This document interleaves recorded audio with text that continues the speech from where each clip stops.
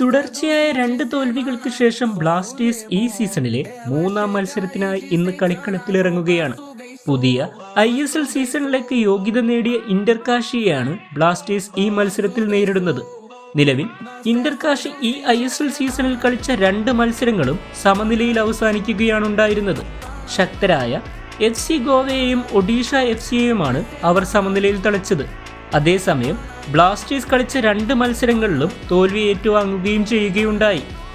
എന്നാൽ ഈ മത്സരത്തിൽ പുതിയ താരമായ ജയ് കിറ്റയോങ്കയുടെ വരവ് ബ്ലാസ്റ്റേഴ്സ് ആരാധകർക്ക് കുറച്ചെങ്കിലും ആശ്വാസം നൽകുന്ന കാര്യമാണെങ്കിലും ഇന്റർകാഷിയെ പരിശീലിപ്പിക്കുന്നത് അന്റോണിയോ ലോപ്പസ് ഹബാസ് ആയതിനാൽ ബ്ലാസ്റ്റേഴ്സിന് ഈ മത്സരത്തിൽ കാര്യങ്ങൾ അത്ര എളുപ്പമാകാനുള്ള സാധ്യതയില്ല.